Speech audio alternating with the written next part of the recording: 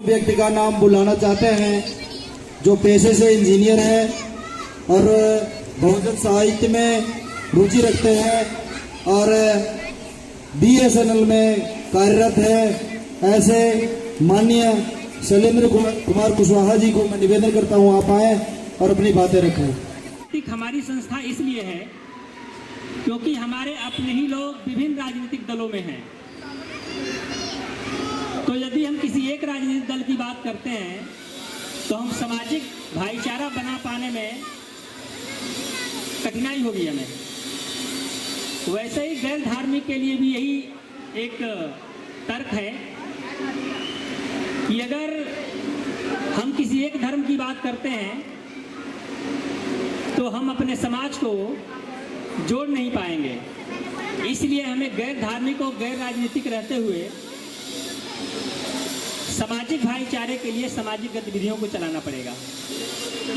यदि हमें एक समतामूलक समाज बनाना है तो हमें ये ध्यान रखना होगा कि हम सामाजिक संस्था के बैनर पे गैर राजनीतिक और गैर धार्मिक ही बने रहें, तभी जाकर बात बनने वाली है।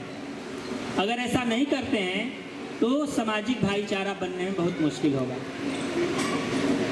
अब सवाल ये उठता है कि पैगाम आखिर करना क्या चाहता है और कैसे करना चाहता है। ये स्पष्ट होना चाहिए कि हम कैसे करना चाहते हैं इन चीज़ों को, क्योंकि हम सभी जानते हैं कि हमारे बीच सामाजिक भाईचारा तो अब तक नहीं बन पाया है और ये एक कड़वी सच्चाई है। तो हम चाहे किसी राजनीति से हों चाहे किसी धर्म से हो, लेकिन कम से कम सामाजिक भाईचारा बनाने के लिए तो हमें प्रयासरत होना ही चाहिए। उसके लिए हमारे विचार भी थोड़े अलग होने चाहिए, तभी हम ऐसा कर पाएंगे। तो सवाल ये उठता है कि जब हमें समतामूलक समाज बनाने की बात करते हैं तो इसकी शुरुआत हम कहाँ से करें। अक्सर हम अंग्रेजी में एक शब्द का इस्तेमाल करते हैं, सोशल मूवमेंट, कि सोशल मूवमेंट चला रहे हैं। कुछ लोग कहते हैं कि सोशल रिवॉल्यूशन चला रहे हैं। इन दोनों में बहुत अंतर होता है। मैं हिंदी बोलता हूँ। सोशल मूवमेंट का मतलब होता है सामाजिक गतिविधि और सोशल रिवॉल्यूशन का मतलब होता है सामाजिक परिवर्तन। मैं एक उदाहरण लेता हूँ। Doctor B.R. अम्बेडकर अपने जीवन काल में सामाजिक गतिविधियों को चलाया, लेकिन मान्यवर कांसीराम ने सामाजिक आंदोलन खड़ा किया। किसी भी सामाजिक आंदोलन से पहले सामाजिक गतिविधियों का होना जरूरी है। वो हर रोज होता है। जिन लोगों की हम बात करते हैं जो हमारे विरोधी हैं, वो सदियों से निरंतर अपनी सामाजिक गतिविधियों को चलाते रहे हैं, लेकिन क्या हमारे लोग दैनिक जीवन में या साप्ताहिक जीवन में या मासिक जीवन में सामाजिक गतिविधियों में हिस्सा ले रहे हैं? अभी तो हमारे बहुत ऐसे साथी, हमने कहा कि अपना परिचय दे दें, उनकी जो भी बाध्यता रही हो, लेकिन वो परिचय देने के लिए सामने नहीं आए। क्या कारण है? हमारे अपने लोगों में आत्मविश्वास की बेहद कमी है, पहले तो ये समझना पड़ेगा। और जिसके अंदर आत्मविश्वास पैदा नहीं होता वो नेतृत्व नहीं कर सकता। और हमारे समाज के साथ अन्याय होता ही इसलिए है क्योंकि हम नेतृत्व नहीं कर रहे हैं। नेतृत्व का अर्थ केवल राजनीतिक नेतृत्व से यहाँ न लिया जाए। नेतृत्व का संबंध यहाँ लोकतंत्र के नेतृत्व से है। और जब हम लोकतंत्र का नेतृत्व करते हैं तो उसमें केवल राजनीतिक नेतृत्व नहीं होता है, उसमें प्रशासनिक नेतृत्व भी होता है, उसमें न्यायिक नेतृत्व भी होता है, उसमें सामाजिक नेतृत्व भी होता है, पत्रकारिता का भी नेतृत्व होता है, व्यवसायिक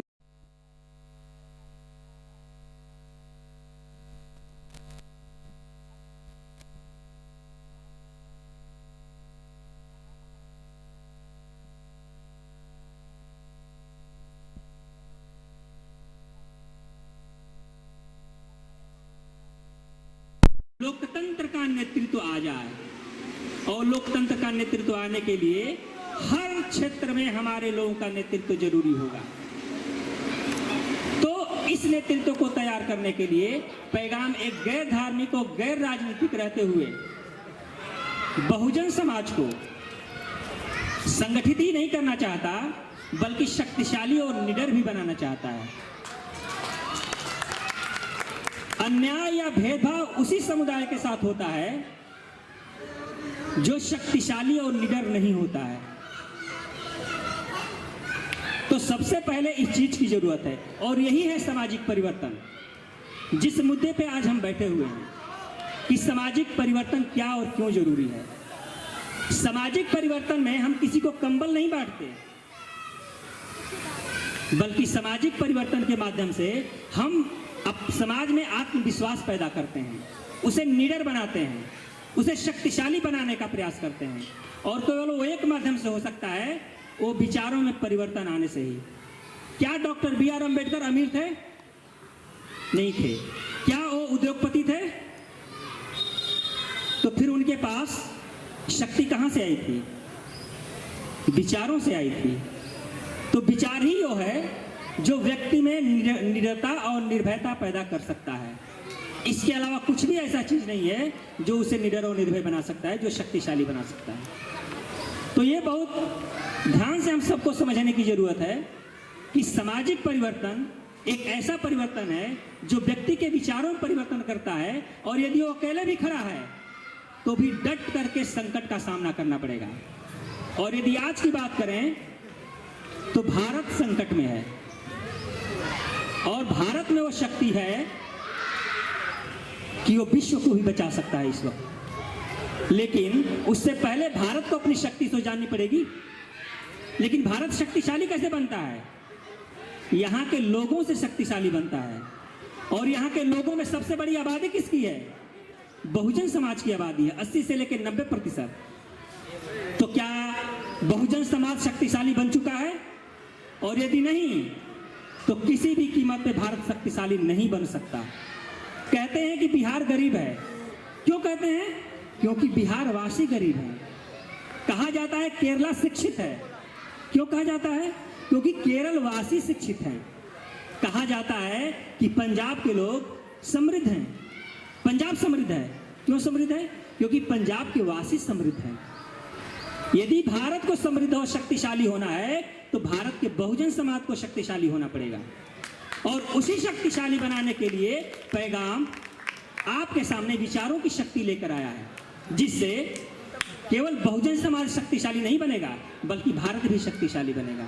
और जब भारत शक्तिशाली बनेगा तो यकीनन सबसे पहले एशिया का नेतृत्व करेगा और फिर विश्व का नेतृत्व करेगा। और यह केवल बहुजन समाज कर सकता है।